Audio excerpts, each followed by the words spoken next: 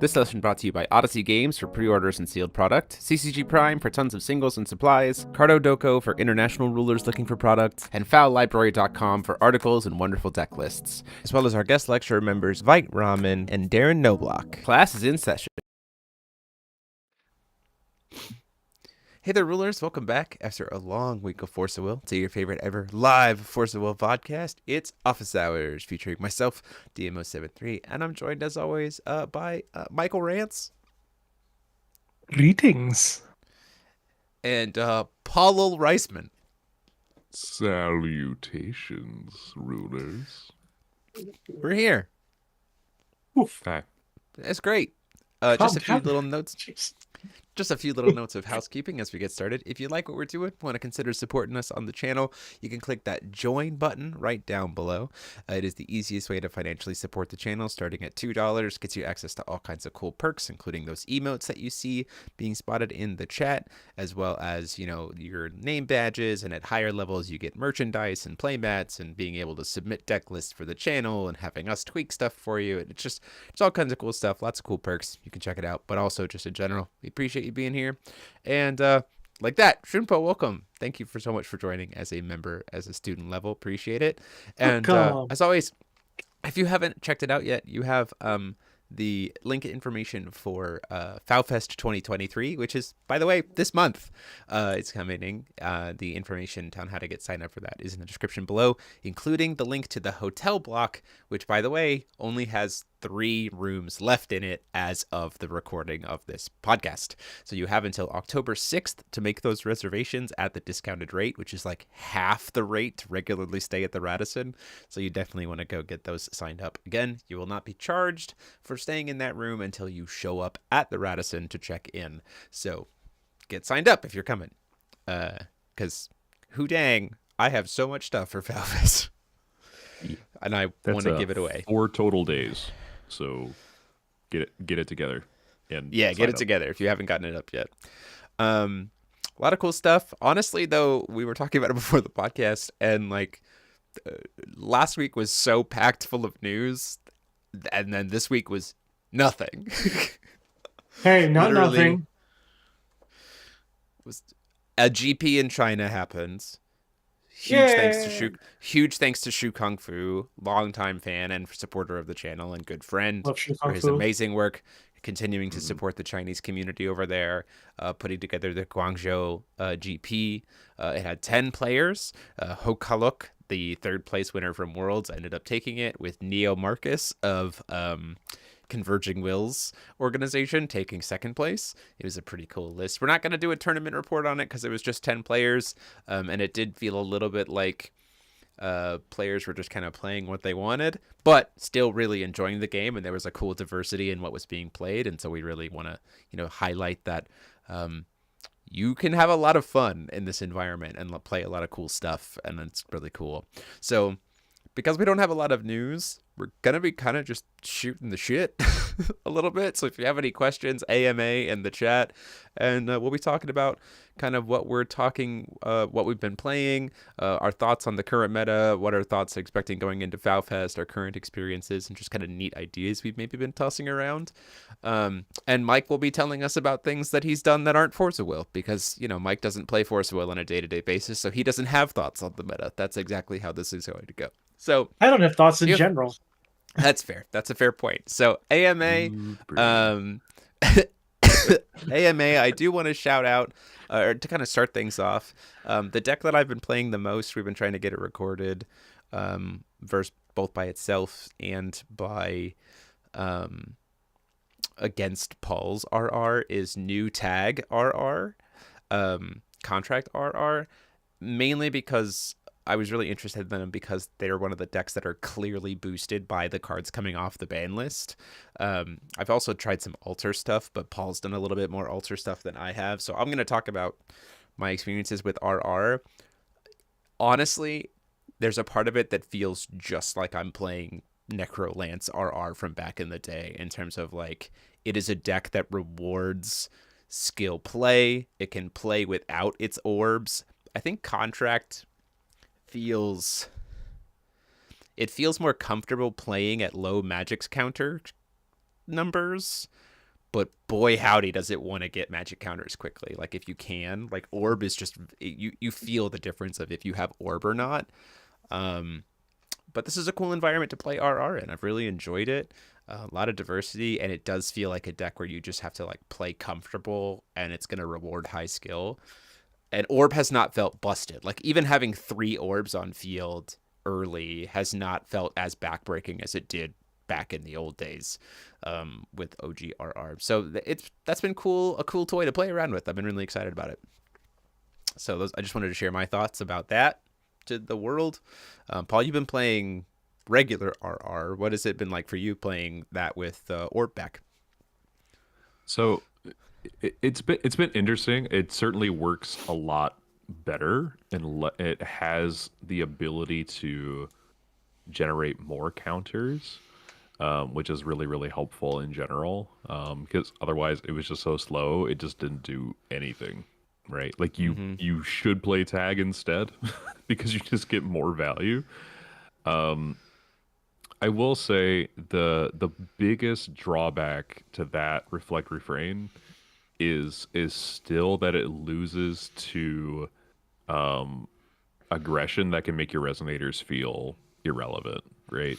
Sure. If you don't see 1 or 2 orbs, your rabbits feel real bad. But it's interesting to play around with because you can do so many different things with it. Like I'm playing currently a blue package with Reasonable and stuff, which is okay.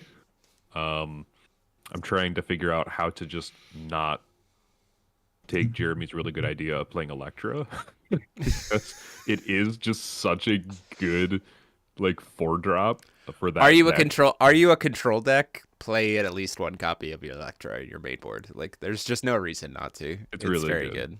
It's such a good card. It's such a good card. But I think that's the biggest issue is Reflect Refrain. When it does Judgment, you still have to decide whether or not you are going to call Stone, and so that kind of shapes your Stone deck a little bit more. Sure.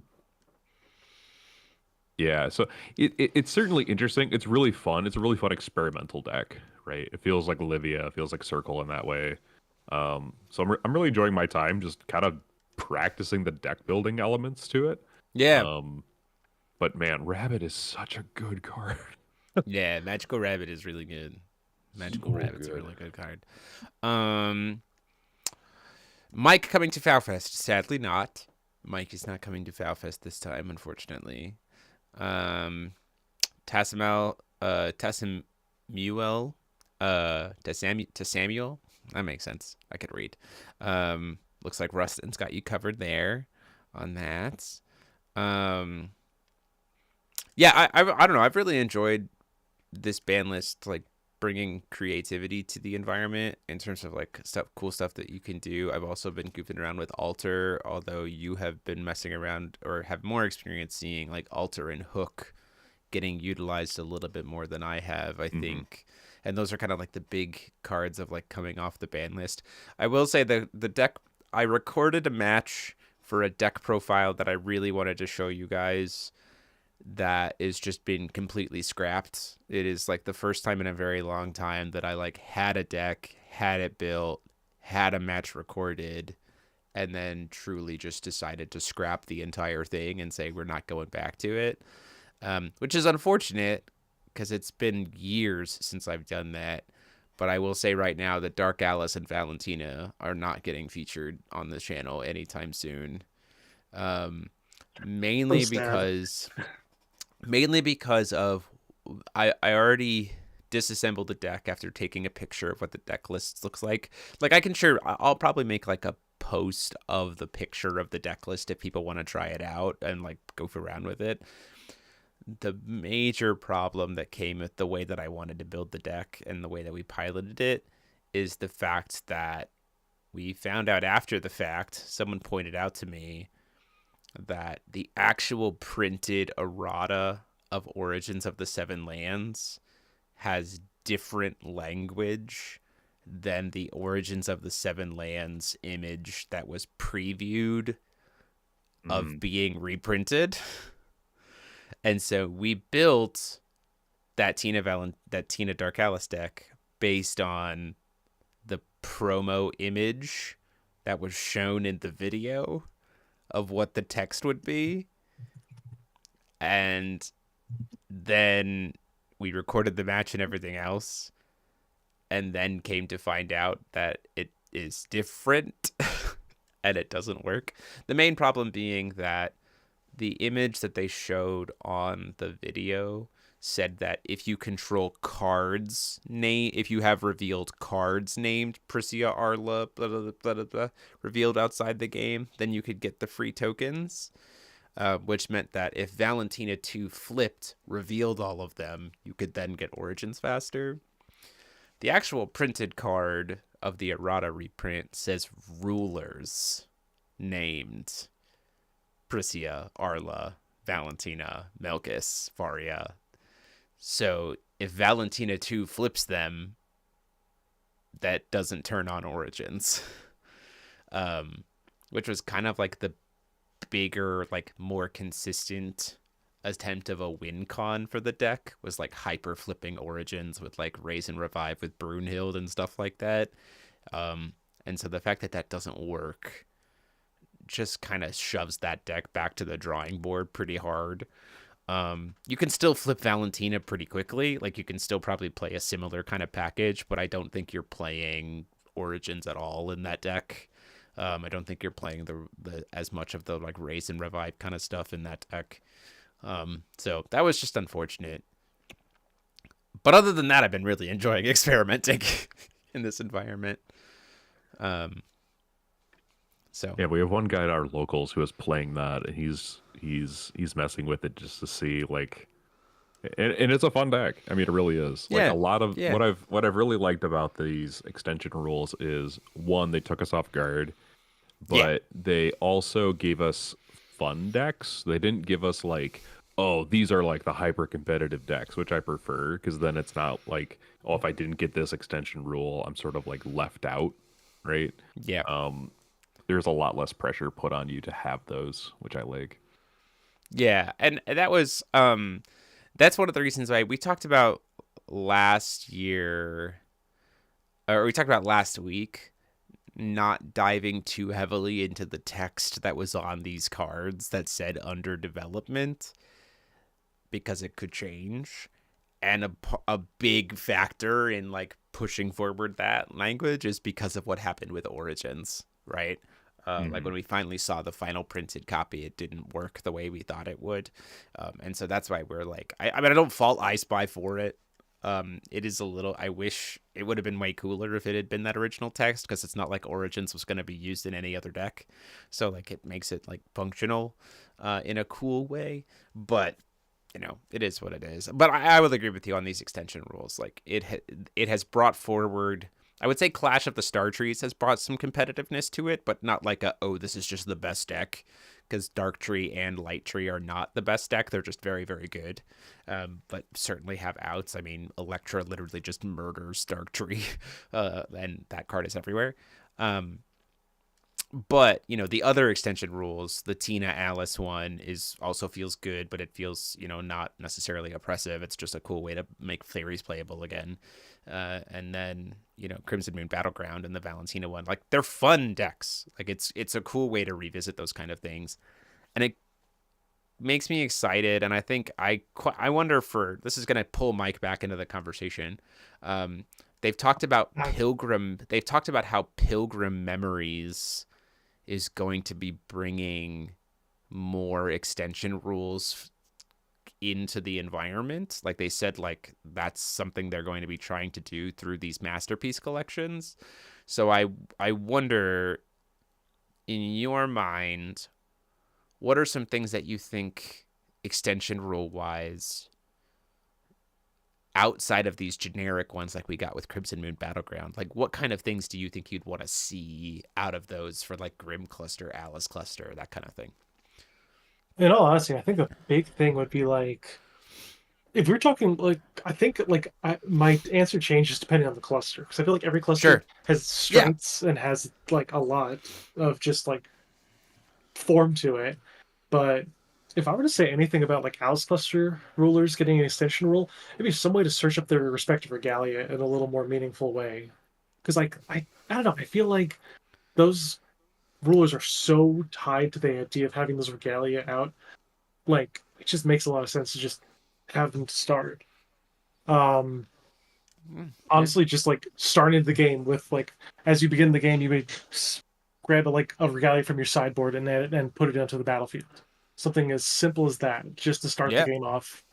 I Yeah. don't know. It's like the smallest details can really like add a huge. I don't know. Just make the game feel more balanced around like this idea. Like if you switch to Wanderer format and you just bring all the cards and Wanderer in, but the new rules are still the best. Like you're not playing Wanderer, you're playing New Frontiers Plus, and it's Yeah, just I like mean, I would say that the extension Mhm. rules have done a really good job, I think, of taking yeah, us away from New Frontiers Plus, right, right? Because like it does open up a lot of variety. Like we're still seeing not so much Saga Cluster, although our locals has been having Violet players and having a great time. And I think I critiqued Paul on the commentary for his Olivia versus Light Tree, but I honestly think if you had played the lines a little bit differently, again, Mhm. 10,000 foot view, so I can see it in post. Like I do actually think you win that match. Like I think so. Like it's not like just we were just hosed because we were that. But even then, it was like new cards, new rulers, old rulers. Like there's just a lot of cool stuff that could be done in a really cool space that the extension rules have really. And I also think this new reincarnation mechanic to me are like the biggest ways that the ruler pool is going to be drastically ported over to the wanderer aspect, right? I just think that's a yeah. really good way to really widen the wanderer's ruler spread.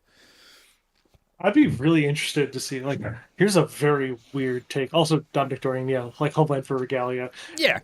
Phrasing it that way makes you realize how like busted the new rules are compared to the old ones, and how little that extension rule would really phase things. But that's besides the point. Um, no, but I just like sorry, I lost my train of thought for a second there. But I'd be really interested to see like I don't know, like I like the concept of using old rulers with new tools that are being printed for them. I'd be really interested to see like I quote New Frontier Plus, like an actual format where you can only use the most recent, two clusters worth of cards, but you can use rulers from any point in time. Hmm. That'd be a really interesting format. Yeah, that would be interesting. Especially since they construct sets differently now that we're in Hero Cluster. They're Yeah. kind of they're kind of like here. So with the exception of this recent set, I would say that the and maybe a little bit of like Hero Cluster 2, right? But like Sure. it seems like the majority of Hero Cluster has provided like universal tools for every color in a way that sort of like levels the color pies out. Um, Mm-hmm. it's especially like with Hero Cluster Set 1, there was like here's a ruler, here's your cocoon, here's some basic support, quote unquote, very basic. It was not tied to your ruler in any way, except for the mastery cost, right? And that was it. And here, just like open playground scenario, just very open game design in that way. And by the time we got to like this set, it was a lot more closed, which is okay. Mm-hmm. But um, even in that, I mean, like blue got one of the best cards generically speaking, right? Um, white got a really good card, right? I would even say two, right? Like both, like all colors got like at least two solid cards, and so being able to say like how do these cards work in conjunction with older rulers, like the new Falchion works with Val one. It's Mm-hmm. just funny, Yeah. Yeah. funny things. To go into the questions real quick, we did have the question of, some players from like retired players looking at cards for checks in the past. I will say this: Force of Will, um, has had many times. Although, can I tell you who they are? I know who they are. I'm not going to out them. Um, there are absolutely times in the past where players have been handed information early because of people who had access that shouldn't have been spreading information around. So to me, those are like it, which is I think why iSpy doesn't do it. But you really need to be careful with that kind of thing because Force of Will is kind of a smaller game. There's not really any kind of consequence that can be given for it, right? But it is still like you gotta rein that stuff in terms of people going for their um, passing information. The other question is, if we were to go with FoW Fest, what would we play? Um, I personally would probably play Tree One. It's probably between three decks. I'd probably play Tree One, um, Reflect Refrain, or some kind of Aristella 1.0 deck. Mainly because those are the decks that I have the most comfortable with and comfort with and feel like they have the best spread. I could see myself playing Killua, but the only way I would want to play Killua is Killua Burn, and everyone knows that I'm awful at playing Burn. So it's just kind of like, probably not. I'm just not a good Burn player. I just can't pilot those decks to save my life. So those would be probably like the three decks that I would be most interested in playing. Paul, what about you? If you were going to play in FoW Fest, I think what would you bring to the table? If I were competing in FoW Fest, well, let's omit the low-hanging fruit here. If I Sure. were like actually trying to like top, Yeah. while also having fun, I would probably really consider an Aristella list with Dexia's advice, and I would be practicing with that with you like at least 3 or 4 games a night if I could. Yeah, for sure. Because I do think there is something about Dexia's advice Aristella lists that are really fascinating in that that card just gives you so much flexibility. And if you land that thing, you're good to go. It's There's a lot also of in the really color. good It also things. it's also in the color that has the most answers to Muse staring at. Ironically, blue has the best Muse staring at answers. In the form of like Dissonance of Rain or Loki's Insight to like minimize the number of times that you can cast it or stuff like that. So that's interesting, right? Um, Yeah. I'm also really interested in maybe it's because I saw the Guangzhou stuff and I was really interested in this, but I'd be interested in like a very control heavy quick cast hide deck for control. mm, yeah, I'd be really interested in that as well. Would that get me into the top cut? Probably not. You know, like how bad do I want to fight for it? That really does depend on my choices, right? yeah. But if I'm going to just have fun and be around my best friend and all my other people, all my other friends, I'd probably just try and do something that is skill intensive while also still being fun. Yeah. And so those two are probably pretty high up there. And if I really wanted to be off the wall, I'd probably play like Wolfgang or something. Yeah, for sure. Yeah. Mike, what about you? If you were to compete at FoW Fest, what would you play and why is it Prego TK? I mean, I know. You know I what? know the That answer. man. I know the Very answer. something very important though. Um, the initial conception of Prego TK was back in 2017 when you were using Persia to make it happen. I challenged somebody here to figure out what a modern Prego TK would look like. Yeah, I think you could do something pretty neat with it. There's some pretty cool stuff. Um, Mike, what did you play at Worlds? I don't think I ever knew. you Oh, play Falchion, I made right? I made a huge mistake and played Falchion. Yeah. It was more like that was the only thing we could build for you because everyone else like spent more time and asked for more cards. Yeah, exactly. Like I was just like, listen, I read daily research and I'm like, this card seems insane. And then I drew it like 9 out of 10 times throughout the tournament on my first turn. So I'm like just the god gamer. But I decided to play a really slow deck in a pretty fast metagame, or I should have been playing faster to actually get wins outside of time. Because I'm What stupid Yeah. and I would went 2-2-2. what would you have played then? Because like if not for Falchion, No, like if not like limitations or I anything, don't I don't think Mike regretted playing Falchion. I think the I version of do. Falchion that Mike was playing was really slow. You were playing a really slow Falchion. Yeah, because I was playing a Falchion deck that was like kind of like gain advantage over time and focus on the cancel package. But like, if I had my choice, I'd be playing Derek's Killua deck. Like that was the coolest thing in the world. I love like Did he decks that play are most. Typhon? No. Derek, did he play Typhon in the tournament? No, he played. Oh, he tested Typhon in the tournament. He tested Typhon, but the deck he played was, I know what's wrong with it. Ain't got no gas in it. Because there were Oh no yeah, gases in the deck. yeah, for sure. That was my favorite. It's so sick. I love decks that Righteous are just Ox, like. Oh, go ahead. Sorry. Righteous Oxide. Why aren't you coming to FoW Fest? She's outside, not coming to FoW Fest? Yeah, There's 3 rooms left, man. There's Yeah. and plenty of Or- Airbnbs and everything else and all the other places. Lady, non-binary pal. We only have we also have a thing in our Discord for like finding room shares. So like if you're willing to try to meet up with other cool people on our Discord server to help get a room, we have that too. I do want to say, what do we think are the top 5 cards of Clash of the Star Trees?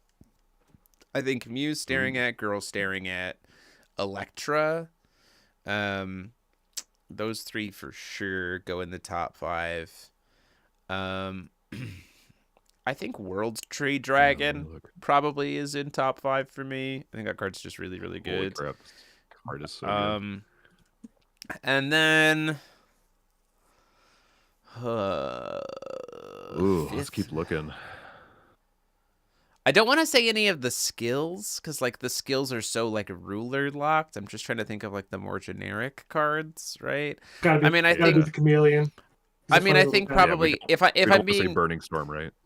if I was about to say if I'm allowing the storms, it's probably Burning Storm or that is probably my top 5 cards. So like Electra, World Tree Dragon, Burning Storm, Muse staring at, Girl staring at. Those are probably my 5. I really like Hyde. I really like Hyde as well. My only problem. I really like Hyde as well. My only problem is that My only problem is just how much pressure, Brandheart can put down, and so like Hyde just like doesn't do anything against Brandheart, and so therefore doesn't have the time to set up like she would want to into Brandheart, and so she doesn't like make it into my top 5 like competitive card lists. But I do think that like all of the Marvels feel great. Like I think they're all very, very cool. I think one of probably the first list I'm gonna build post FoW Fest is gonna be like blue black stun Reinhardt. Like with the new Reinhardt Marvel Rare. Like I think that'll be a really fun deck to build. Yeah, I think he's a sleeper. Listen, Jeremy. Thank you. I also really like, just as like a good solid 2-drop, Googly-Eyed Chameleon is really interesting. I like that card. Spirit of Storms is like hard removal in green, which is weird. And then King's Hopeful Gleam, draw 2, your board gets +8/+8 until end of turn. Feels pretty good. There's a lot of just really cool cards in this set. Yeah. I mean, never mind King's Hopeless Scream, right? This -8/-8 the board after you draw 2 cards. That seems pretty good. Zeben's Troopers too. Solid. A lot of cool stuff. There's good solid stuff in here. I have my full foil master set of this set, and it feels very, very nice. Like this is a set that feels good to have like full playset foil. Just like, oh, so good. And I have one of every secret as well, so that's nice too. So got it. Next thing, Shunpo, what side events do you think will be the most popular at FoW Fest outside of ABC? That's a great question. So, I think the main formats that we are going to be encouraging people to play at FoW Fest, although keep in mind at FoW Fest, if you have 8 people who all get together and say we want to run a side event for X, tournament, then we'll run it. The main events we will be encouraging will be Memoria Collection 3 Wanderer, where it is Wanderer format utilizing the 3 erratas that have been announced for Memoria Collection 3 and thus unbanning those respective cards. So Magi Trooper going to cost 1 with the God Art unbanned, Solari Religious Nation having the errata to destroy, and the lake, the metal life form lake, Sea of Metal, being unbanned and having the errata to only work for T2.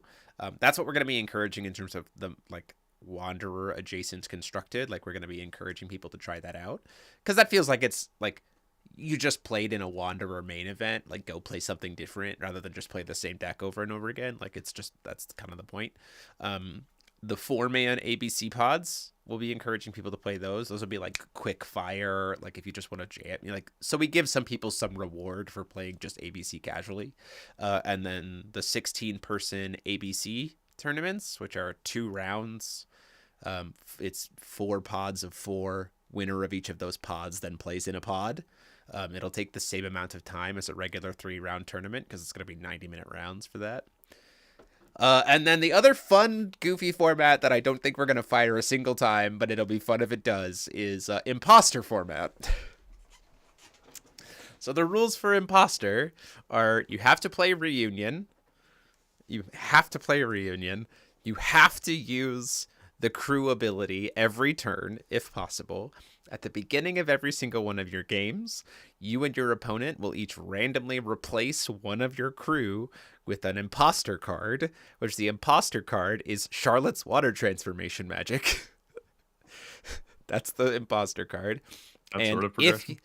Not sort of progress. Charlotte's Water Transformation Magic. And if in that game at any point in time your crew hits Charlotte's Water Transformation Magic, you lose the game immediately because the imposter takes over the ship. So that's the format. It's going to be insanely cheap. Like it's going to be like a $5 side event. Like it's not going to be expensive. It's just going to be a for goofs and gaffs kind of thing. But I think it would be funny if that fires. And then we'll always have like the cube. We'll have the cube available for, being monitored to make sure that you treat it nicely for that side event.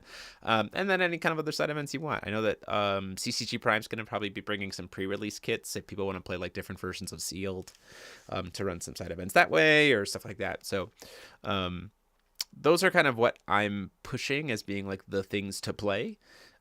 We will have 50 ABC decks available to hand out to players, although we are encouraging players who can build their own ABC decks to do so that we can hand those 50 to players who just have not been able to get their hands on them or can't build their own decks. But we will have one of each of the 5 ABC trial decks sleeved to be rentable. Essentially, you can just borrow a deck to try it out and then bring it back to us, so you can always like fill in a pod if you need to. So there's that. Time of year, competing events, annual taxes, insurance. Makes sense. Adult life, man. Adult life. Well, we'll see you in summer of 2025 for FoW Fest 4, which we've already started working on the playmat for. I like it. That's the one where Jeremy plays Ryan Miles and Ryan Miles kills Jeremy, so then I have to like get revenge on Ryan Miles. That's the FoW Fest where that happens. I don't want to die. It's gonna happen though, because like you're so passionate, you're gonna die doing what you love. Playing if that's the way to go out, that's the way to go out. This is not a Rocky allegory, I promise. Does anyone have lists of the ABC starter decks? The ABC starter decks their deck lists are listed on the Force of Will main website where they first introduced ABC format. It shows like the 5 deck lists for the phase 1. Yeah. Yes, we are going to ask for someone's ID in order to be able to check out one of the decks. Yes, that is the plan already, Shumpo. To make sure that people don't steal my cards. Well, you can't drive home without this. Yeah, so you're sticking with us. This extension rule says I get to drive my car. They are also pinned in the FoW Discord ABC channel. Yep. It's going to be exciting. I'm really excited about it. It's going to be a lot of fun. The cosplay contest is on Friday of FoW Fest. I'm looking forward to seeing if people bring cosplays. I know of 3 at least so far. I'm hoping we get more, which would be really cool. Too bad there's not 10. Yeah, but the 5 are still good. And the reprints that are in those 5 are insane. So that's nice. Um, yeah, it's good stuff. I'm trying to think about. Oh, let's talk about this. So going into this environment, we've had the September online event for us. We had Guangzhou, which was only 10 players. We've had a lot of people just kind of enjoying the stuff. We had um only Spain or only FoW TCG from Spain, Alejandro and his crew put up their like projected tier list, which was done within 48 hours of the ban list dropping. What in you guys' minds? What are your thoughts about what we might see out of the meta going into FoW Fest?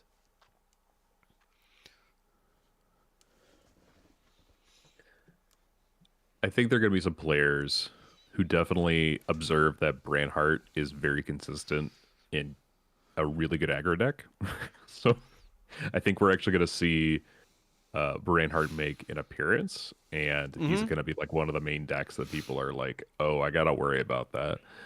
Um, so I think at least in sideboards, I think we're going to see a lot more Red Witch, Parry, just like anti-burn I think stuff. we're gonna see it mainboarded. I think we're gonna see Fire Witches mainboarded going into this event. That would be ballsy for sure. Yeah. Um, I'd be here. I mean, if you're running Witch of the Fallen Kingdom to grab it from the sideboard, I can also just see like you running straight four in the sideboard, or even just two main, two in the side. Yeah. Um, I can also see what is that? What is that one card that we got? The vampire that when you discard it, your opponent takes damage every time they Roamer. draw a card. Roamer. I can Roamer. see that card being also really strong in Yes. like Dark Tree decks, things like that. Curse of Magog is also very nice against Branhart because like that Mm, deck draws cards like nobody's business, and so it's very easy to just cast Curse of Magog for one and say I'm gonna draw all the cards this turn. mm. Um, Um, that being said, like, how much do you respect Branhart and and sort of like destabilize your other matchups, right? yeah. Um, I think that's the biggest. That's the biggest thing. That's probably why I would at least. I if I were piloting like testing and stuff like that right now, I'd be putting them in the side and then seeing like what can I do in the main that like facilitates my main game plan while also not making me have to like intentionally include sideboard cards. Yeah, I think um, there's a part for me that like going into this environment, like people talked about like what I would play if I was going to FoW Fest. Like the two decks that like I absolutely are, honestly, in my opinion, the two decks that are completely off the table. Like I would not play them going into FoW Fest personally. Is Brandhart, Nick Klaus, and Darktree. Like I would not touch those decks with a 10-foot pole to bring them to FoW Fest. And I think one is because Nick Klaus Brandhart is solved. Like I just don't think there's much you can do to that deck to make it different, and it's just kind of always doing the same thing, and so it's definitely lost its surprise factor. I think it has a ton of consistency pieces, and it can certainly punish decks that aren't prepared for it. But I think it's very easy to prepare for. Jordan Williams, one of our guys from locals, talks about all the time about, or he mentioned like Niklaus Brandhart is a deck that will top 8 but will never win. And I think that's a really potent argument to not play Niklaus Brandhart is that you will top 8 with it, but the likelihood that you will win a tournament with it is very low because the decks that are going to be in top 8 are going to be the ones that are maximally teched out to beat you, and then they're going to know that they're playing against Niklaus Brandhart, and it's just like, correct. okay, like you're just screwed. If you're playing to get into the And top 8, though, might be a solid yeah, pick. for sure. Yeah, absolutely. It's a safe pick in that regard. Darktree, I will not touch to play competitively at FoW Fest because Electra is everywhere. And if you don't have Lorite or Killua or a way to stop her enter effect or kill her in response to her enter effect, you are not winning. You are dying immediately. So there's just like with how prevalent Electra is going to be, I don't want to spend all day trying to answer Electras. I just don't want to do that. So I would not play Darktree.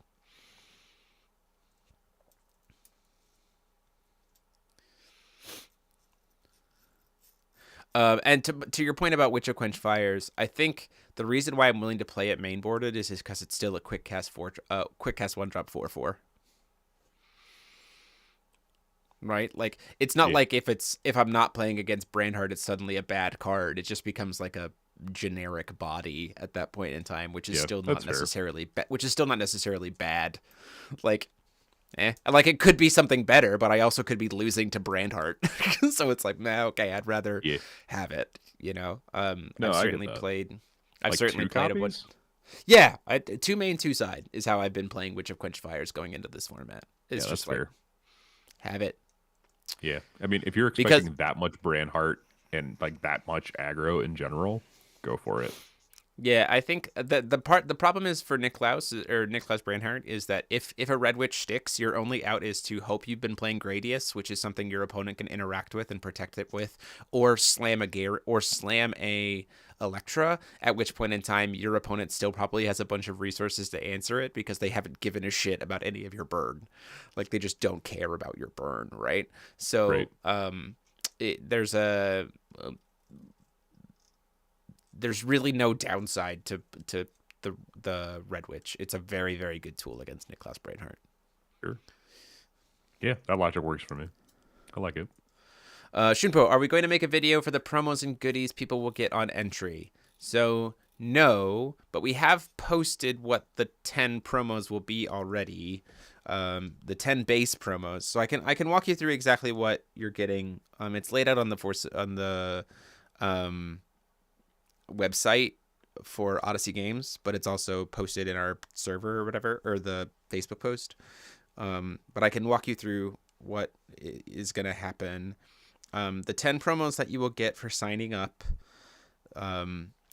you will get, this is at the non-VIP level, the $50 entry. You get an Academy Guard, a Surging Lightning, a Dispelling Stone, a Witch of Quenched Fires, Allosaurus, Minion of Lapis, Thunder Sundering Strike, Heaven Sundering Strike, Rabbit Warrior, Corpse Sorcerer, Donut Drone, Christmas Rachel. Those are your 10 base promos. You also get a choice of 2 of Light of Hope, Engineer of Ma'at, Falling Through the Cracks of Time, and Jin. You get a choice of 2 of the 4 of those. And then you also get to, going through to the website to have all the information. You get a playmat, a random playmat from Force of Will's Past. Nothing super fancy in that playmat, but you do get a cool assorted playmat, an entry into every giveaway, and then you can either get a second playmat or you can choose to finish a playset of the base promos. So one of the 10 from the base, you can choose to just finish your playset of those, within reason and while supplies last, obviously. And all the bonus surprise stuff, which, by the way, I've got bonus surprise stuff for everybody. At the $100 level, you get all of that stuff. Then you get all 4 of the bonus promos. So you get a Jin, Light of Hope, Engineer, and Falling Into the Cracks of Time. You get a deck box. You get a die, like a Force of Will die. You get a second entry into the giveaway pool, and you get 1 free side event entry. So side events are $20. So included in that $100 VIP entry is 1 free side event at that point in time if you sign up for that way. So, I mean, it's a really good way to just like encourage you to play in side events. So that's the breakdown. It's pretty good. And then top 16, well, I'll walk away with a playset meaning 4 of Last Days of a Powerless Dragonoid and Typhon's Blood. So there you go. Papa Tunde, I'm giving you stuff for judging. Chill out. I got you. Yeah, we're fine. We're set. You're part of my staff. I've got you covered. You're good. But yeah, Shupo, that's what you get for the. I feel like both the $50 and the $100 level are both well worth it. I think the $100, I would encourage people for the $100 entry. I just think I truly do think you get the most bang for your buck with the $100 entry, because of everything that we have to throw in and the free side event stuff.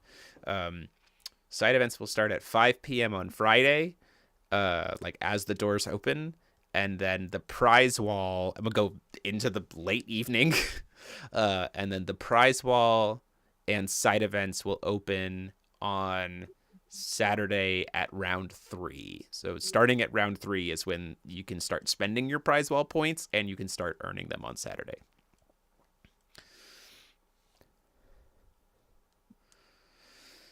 Personally, I'm experimenting with sideboarding options for brand heartburn, like sideboarding light Firestone specifically, so you can play Calamity Shield and no you, the freaking moon deck. That's funny. That is funny. I do like magic cylindering things. Yeah, it's very fun. I that's what I'm like most excited about FoW Fest in general, is like it feels like we haven't, like, sure, we've got a hint of like what this meta, like we have a starting line, right? I think the list of the tier list in the example decks from Spain was like a really good like floor for like a starting point to think about for this environment, but by no means do I think that this environment is solved.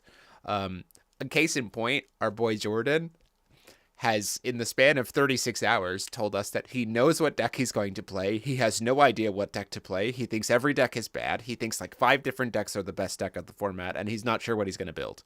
Like, in the span of 36 hours. Yeah, that's an average Monday. Yeah. Well, the main players in the main event have a window to get stuff from the prize wall at the beginning of round 3. Yeah.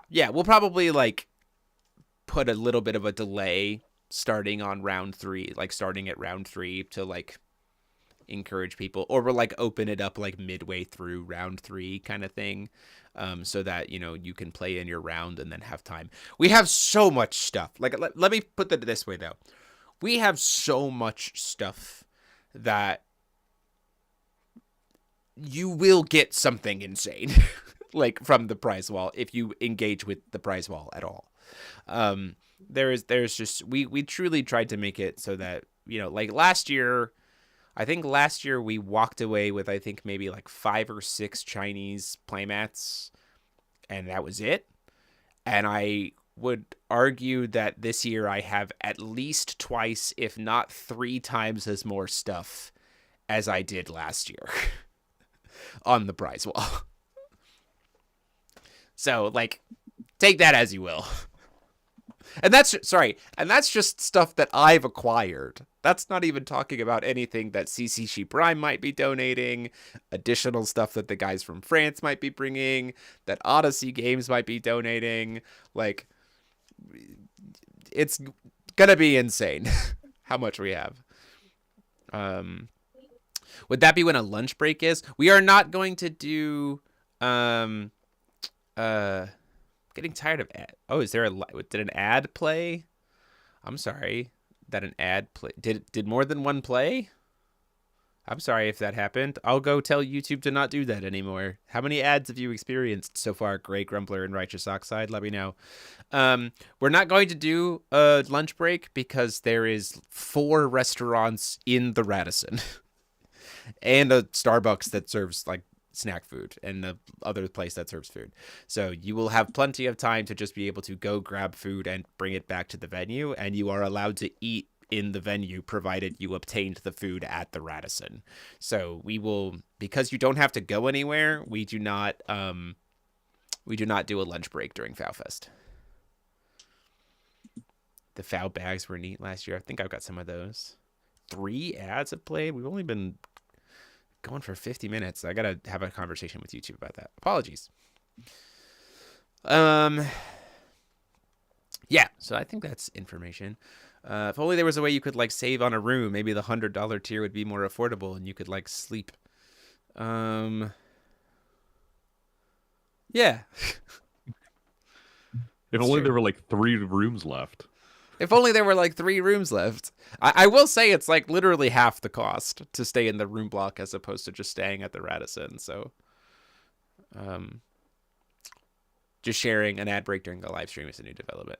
It must be one of the things that YouTube did mention, that they were kind of like rolling out automatically placing ads in live streams. So that might be a thing. I can go in and check the settings for next time. It happens. I looked but away do for eat. like half a second, and I just noticed that Mike is vaporwave from underneath. It's great. Yeah, Mike is very much our vaporwave, just like chill FoW discussion to relax to. Or maybe that's just the sunset in California, right? Probably. Right, I can win the vibes. Let me see. Yeah, it's dirt cheap to use the road room block as opposed to using other hotels in the area. That's even better to hear, Rustin. That's great to hear that other hotels near the area are also dirt cheap, or are cheaper. The room block is cheaper than other hotels in the area. I do want to show off a few things for that, like, we haven't really shown off that are on the prize wall. I think we can that'll be a good kind of point to end it, just as some examples. Yeah. Ooh. Wall scrolls. I got Force of Will wall scrolls. Heck yeah. So those are pretty sick. I got one of these to give away. Freaking like Force of Will sling bag that I honestly thought about just keeping for myself, but then I was like, no, bad Jeremy. Give the players. I got 3D printed deck boxes that are attributed for the different colors. Those are pretty sick. I like these a lot. Thanks, Dalton. Thanks, Dalton. I've got, these are the top 8 ones, but I've got the acrylic ABC, or the acrylic extension rules. There's some for top 8, and there's also these ones for the prize wall. Crimson Moon Battleground Clash of the Star Trees will be the one for the prize wall, so you can get acrylics on the prize wall. That's pretty sick. I've got these gacha toys that I got for Paul from Japan that I still have not given to Paul, despite seeing him multiple times. Those aren't on the prize wall, though. I just have those. Oh, okay. It's okay. We did the same thing with like your stack of cards that I'm supposed to give you like 100 years ago. Oh, yeah, for sure. I've got these cool Grim life counter stuff. Thanks, David Curris. Thanks, David Curris. I got these amazingly cool like playmats that were designed by Victoria Repholz. These are pretty cool. There's this Kakia one that looks really nice. I haven't seen the printed. That's so sick. Yeah, it looks really good. I also have a couple Dark Alice ones as well. Like, we got a lot. We got a lot of stuff. Let's see. Rusted, and you can vouch for it. Yeah, food run, dibs on the yellow foul bag. Yeah, you have to have food from the Radisson. You can't bring in outside food or drink. But there's like even like just snack food level food in the Radisson as well, at like the marketplace in the entryway. Oh, that's true. I do have a bunch of fancy basic magic stones, both textured Italian basic ones and packs of the blind bag packs of 3 of the Foil Worlds basic magic stones. I got some of those on the prize wall. I got Chinese Melfi promos that I still have to give away. I have some of last year's Chinese playmats still available. I have all of this year's exclusive FoW Fest playmats available. Like, I think I have like 15 banners. Like, I have a lot to give away. And I would like to go home with none of it, please. So reserve your room. Yeah. Yeah, get your room. It's gonna be great.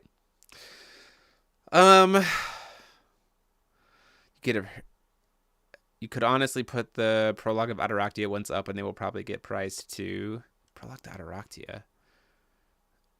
Oh, okay, yeah, those, because they put non-textured like reprints of those stones, right? Textured foil basic magic stones. Yep. with Sylvia, Sylvia, Zero, Dark Alice, Light Alice, and Feetsing on them.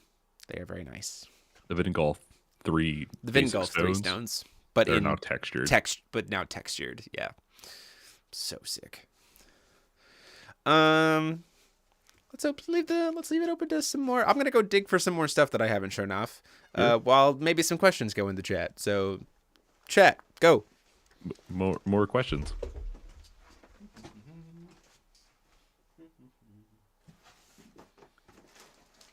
AMA. AMA. I have like a billion assorted promos, like of different ones from like ever. I have a ton of those. I have promo blind bags. I have a lot of those too. These are like ranging in value from like $40 to $200 in these. That we'll just be handing these out. So like that's cool. Let's see what I got. ABC decks. I already talked about that.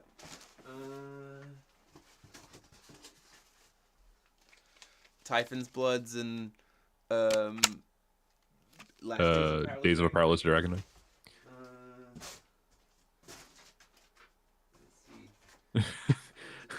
Paul, Olivia's God's Art. What's the best way to protect it going off? I don't know what people are saying to me. I took my headphones off. That's true. Setting the stage for Providence, or just do it. And most people are not playing Lorite, to my understanding, for some reason. I don't know why. Lorite's an amazing card. Yeah, just Giga Chad, play Olivia's God's Art. Easy. Just I have a booty cat to give away. Wow. There's like an 80-90% chance that you're just gonna get it off, and then your opponent's like wasted something. A set of willpower rewards rulers to give away. Jeez. I have a USB charging deck box. So it's like a deck box that has a battery in it for you to charge your phone. That's freaking sick. Like, I have one of those to give away. I have the Replicant Prisia 3D modeled deck boxes. We have a bunch of those that we're going to get. We have, so top 3, I'll take those home. Winner of the cosplay contest takes ones home. There'll be a couple on the prize wall. I think 3 on the prize wall. And then I think we're giving away one of them as a giveaway thing. Like, literally so much stuff. I think we named the best cards from CST. Yes, we did. Muse staring at, girl staring at, Electra, the spiral tornado thing, and World Tree Dragon. Yeah. With potential runners up. Yeah. Yeah, a deck box that charges your phone. A deck box that charges your phone. It's like having a phone charging backpack, but instead of holding things for school or for life, it holds your very life or your deck. Roderick Sykes, I won't say why yet, but Branhart isn't solved. He's well known, so most builds will die, but those few that are out there are the real threats. Well, you know what, Roderick? You should come to FoW Fest and prove it. Do it. Oh, it might have. Grumbler. It might have just. We have these. Wonder what this is. I wonder what that is. Is that a surprise? Maybe. I mean, you didn't show us, so I'm just assuming it's a surprise. Yeah. Let's see, what else do I have in here? So many playmats. I'm just sitting on the floor thinking about what I can show off. The audio quality is tanking as we speak. I'm just like way back over here, like I have that. I do have sleeves. That was not a sleeve. That was not a sleeve, but there are top 8 sleeves for the top 8 players. That's a cool thing that we have. We truly just have so much stuff as I sit here, kind of figuring out. That's a fair point. Probably has future ban lists stuffed down in there. Goodness gracious. Yeah, there's a lot of cool stuff that we have to give away, and again, I think that's just the stuff. Again, that's just the stuff that I have. So like the idea that you won't be able to get something amazing on the prize wall is like that you will walk away with something. It will be well worth your time. Yes, the event will open on Friday at 5. And then all side events except for imposter format are side events that aren't imposter format are $20 for the main 8-man events. 4-person ABC pods, I think we advertised as being $10. So like if you and 3 friends just want to play ABC and get rewarded for it, you pay $10 each. And then the ABC 16-man tournaments are $25 to enter. And you get prize wall points, for every level up at the participation. So looking forward to the DM0076 costume contest winner gets the gloves. Question: did we get any info? Are they sending more contracts? That's a question for. That's a question for your distributor. I don't know. On a Rhea tag rule extension, I think that'll be sick. I'm really looking forward to what this next rule extension, like the rest of the text of that card is. Because I feel like it has a cool way to have, it has a cool way to like bring in tags from other rulers, but I'm also wondering if it has some more lines that just naturally give some tag for us to start with those rulers if we want, which I think would be interesting. So curious to see what comes out of it. But I think that's it for us tonight. This ended up being a cool conversation. Good stuff. And Mike just vapor waving in the background. Yeah. Yeah, you contributed. You contributed. It's all good. Yeah, you did. It's all good. Yeah. So that'll be us for now. More information coming soon. We will have a feature match this week as always, including deck profiles later this week. That'll be a lot of fun. More profiles coming soon, and we'll see you soon at FoW Fest. So thank you all so much for watching. And as always, this has been myself, DMO73, and I've been joined as always by Vaporwave Rants. Listen, if you're not living in the vaporwave, you're not living in the moment. And Paul Reisman. Goodbye, rulers. Have a good night. Class dismissed.